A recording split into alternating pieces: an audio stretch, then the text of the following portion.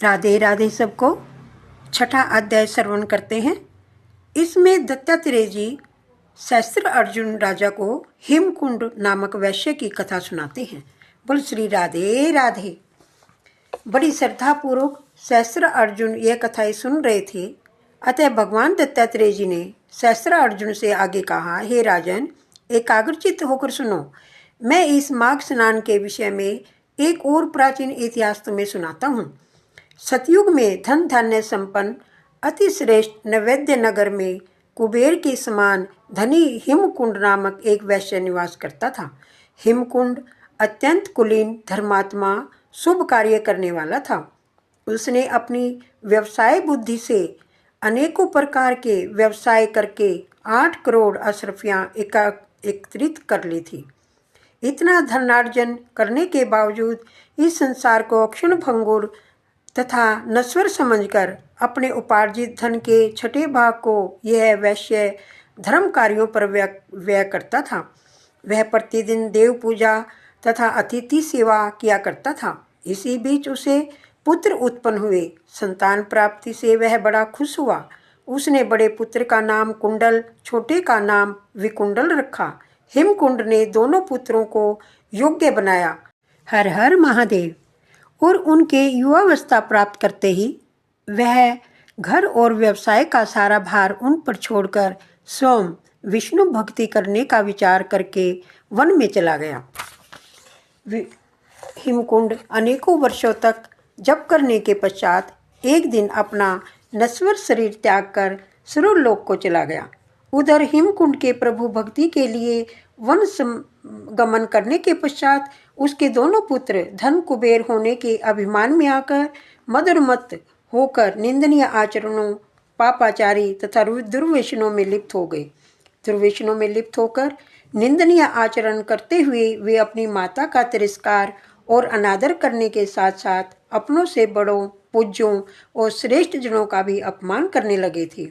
धर्म से पूर्णतः विमुख होकर वे दोनों ही पापाचारी, वैश्यगामी, मध्य ज्वारी, पर स्त्रीगामी हो गए थे। श्री राधे राधे। वे दिन रात वेश्याओं के यहाँ उनके नृत्य संगीत में तथा मद्यपान में गुजारने लगे। वे पूरे वैभव और विलास से राजशाही ठाट बाट से रहते थे। उन्होंने अपना व्यवसाय भी बंद कर रखा था। पानी की तरह धन बहाते हुए वे पूर्ण स्वेच्छाचारी तथा निर्कुंस जीवन जी रहे थे। श्री राधे राधे। बिना कोई कार्य किए पापाचार और धन व्यय करने के कारण उनके पिता के अथाह धन को पंख लगते देर न लगी। कुछ ही वर्षों में अपना सारा धन समाप्त कर बैठे। पिता की संचित की हुई अशरफियाँ समाप्त हो जाने पर उनके पास कुछ भी न बचा। वे पूरी तरह कंगाल हो गए थे। हर हर महादेव। धनहीन और कंगाल होकर वे चोरी करने लगे। उन पर सावकारों का कर्ज भी हो गया। चोरी करने के कारण उनकी सारे नगर में निंदा होने लगी तथा लोगों ने उनका रहना कठिन कर दिया। तब वे दोनों भाई अपना नगर छोड़कर भाग खड़े हुए। उन्हें हर समय सावकारों तथा राजा का भय भी सताता रहता था।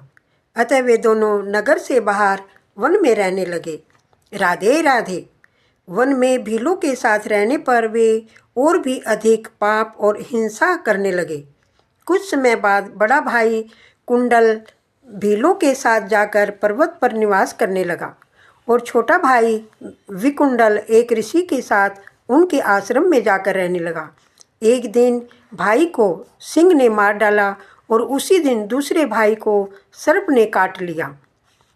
इस प्रकार दोनों भाइयों की एक ही दिन मृत्यु हो गई। मृत्यु के बाद दोनों भाइयों को यमदूत यमपास में बांधकर यमलोक में ले गए। यहाँ दोनों भाइयों को यमराज के सामने प्रस्तुत किया गया। राधे राधे। चित्रगुप्त जी ने दोनों भाइयों के जीवन भर का लेखा जोखा देखकर यमदूतों से कहा, हे दूतों, आप पाप कर्मों में लिप्त होने के कारण बड़े भाई को नरक में ले जाओ तथा छोटे भाई धर्मात्मा विकुंडल को स्वर्ग में ले जाओ, दिव्य भोगों का उपभोग कराओ। चित्रगुप्त के आदेशानुसार यमदूतों ने बड़े भाई कुंडल को नरक में डाल दिया। विकुंडल को एक देवदूत स्वर्ग सुख भोग कराने के लिए स्वर्गलोक को लेकर चल दिया। बोल श्री राधे राधे। छठा अध्याय संपूर्ण हुआ। श्रीमनि नारायणी नारायणी नारायणी, श्रीमनि नारायणी नारायणी नारायण।